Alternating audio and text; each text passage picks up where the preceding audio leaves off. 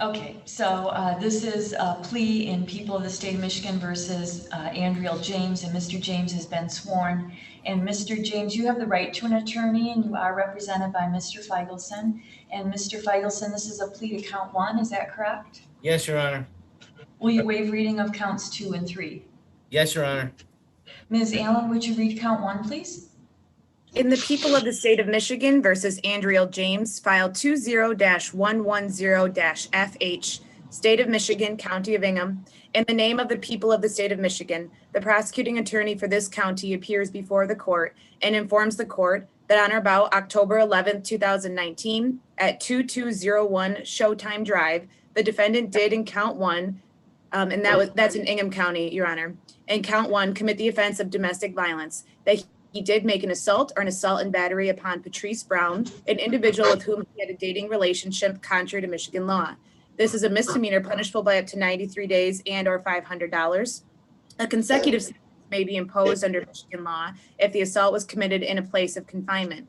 Attached to this is a third offense notice. We ask the court take notice the defendant was previously convicted of assaulting or assaulting and battering his or her spouse, former spouse, an individual with whom he had a dating relationship, an individual with whom he had a child in common, or a resident or former resident of his household, or of knowingly assaulting a pregnant individual by violating Michigan law on or about September 24th, 1995, and again by violating Michigan law on or about May 2nd, 1996, and therefore upon conviction will be subject to an enhanced sentence under Michigan law. This enhanced sentence is a felony punishable by up to 5 years and or $5,000. Again, a consecutive sentence may be imposed under Michigan law if the assault was committed in a place of confinement and was committed against the peace and dignity of the state of Michigan. Mr. James, you're being charged here with domestic assault and battery, third offense. That is a felony punishable by up to 5 years in prison. Also, if you were on parole at the time you committed the offense, you would be required to serve a mandatory consecutive sentence. Have you had enough time to talk about this charge with your attorney? Yes, I did. Do you understand the charge against you? Yes, ma'am. Do you have any questions about what we're doing today? No, I know I'm pleading guilty and. Okay. So that is what you want to do today, Mr. James, is plead guilty? Yes, ma'am. Mr. James, if your plea of guilty is accepted by this court, it means you won't have a trial of any kind, and you'll be giving up the rights that go along with a trial. I'm going to go through those for you. You'll give up your right to a trial by jury, or if you didn't want trial by jury, trial by judge. You'll give up your right to be presumed innocent until proven guilty and to require the prosecutor to prove your guilt beyond a reasonable doubt. You'll give up your right to have the witnesses against you appear at a trial and to be able to cross-examine them, as well as the right to have this court order any witnesses that you might have to appear at the trial. You'll give up your right to remain silent at the trial and not to have your silence used against you, or in the alternative, to testify at the trial if you wanted to. Also, there's a couple of things that are different about appeals when you plead guilty. The first one is that you don't get an automatic right to appeal your conviction to the higher court. Instead, you have to ask them to hear your case, and they have to agree to hear it. And the other thing is when you plead guilty, there are many issues that you simply cannot appeal to the higher court. Unlike when people trial, if they get convicted, they can appeal everything. Do you understand those rights, Mr. James? Yes, ma'am. And also, if I accept your plea, it means you will not be able to come back later on and try to say that the plea was the result of some promise or threat that no one told me about today. Do you understand that? Okay. It also means you cannot come back later on and try to say that it really wasn't your own choice to plead guilty. Do you understand that? Yes, ma'am. Is there a plea agreement, Ms. Allen? There is, Your Honor. In exchange for the defendant's successful plea and sentence to count 1, the people agree to dismiss the balance of the felony information. There's also a sentence agreement pursuant to People v. Killebrew that the defendant's upfront jail will not exceed 12 months in the Ingham County Jail. And Your Honor, outside of the plea agreement, there's also the no contact order that's still in place. And we want to emphasize to the defendant that while he's in custody, that no contact order remains in place. And is that a full and complete statement, Mr. Feigelson? Yes, Your Honor. And Mr. James, is that your understanding of the agreement? Yes, ma'am. Do you agree with it? Yes, ma'am.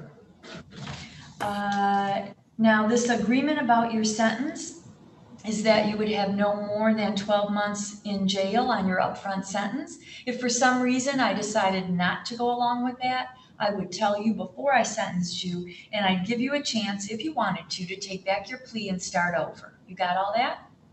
Yes, ma'am. Has anyone promised you anything else that hasn't been said here right now in order to get you to plead guilty? No, ma'am. Has anyone used any threats to get you to plead guilty? No. No, ma'am. Okay, is this your own choice? Yes, ma'am. And are you pleading guilty because you believe you are in fact guilty of this offense in count 1? Yes, ma'am. All right, then tell me what happened. What did you do to Patrice on or about October 11 of 2019?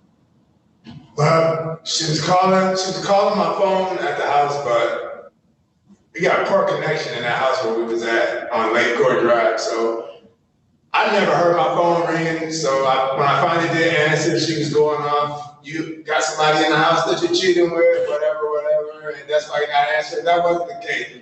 She said, bring my cigarettes. I went up there to take her cigarettes. Heated conversation, back and forth.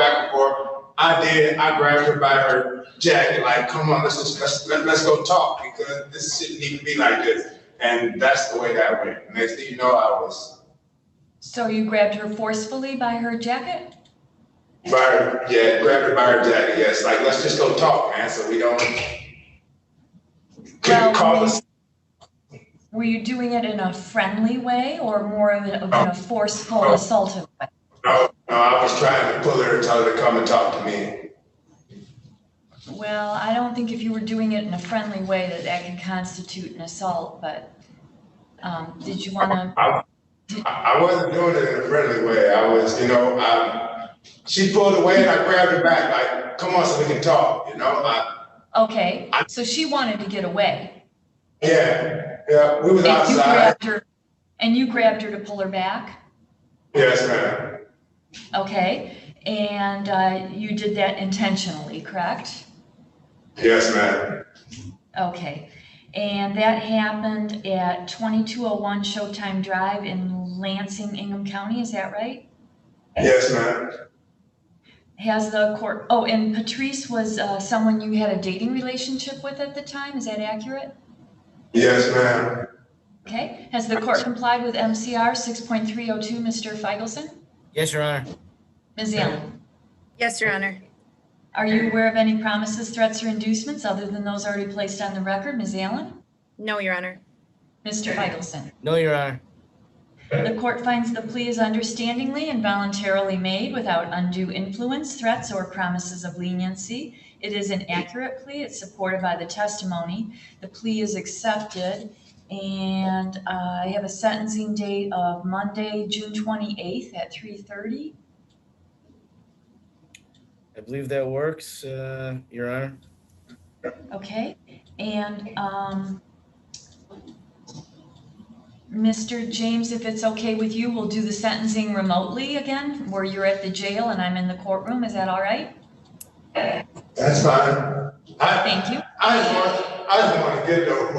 I'm sorry. Wherever you want to do it at is fine with me.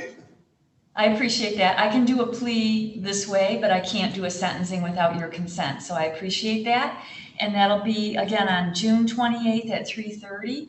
And Mr. James, let me just remind you that you are still under a,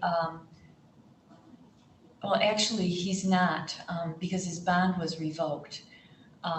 Mr. James, your bond was revoked for your failure to appear at a pretrial.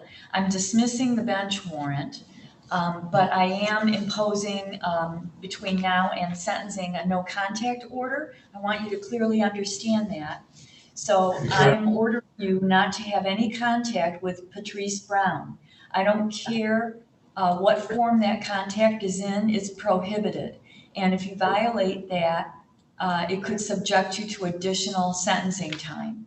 So no contact means don't be calling her from the jail, don't be writing her letters, don't be asking anyone else to contact her on your behalf. Do you understand that?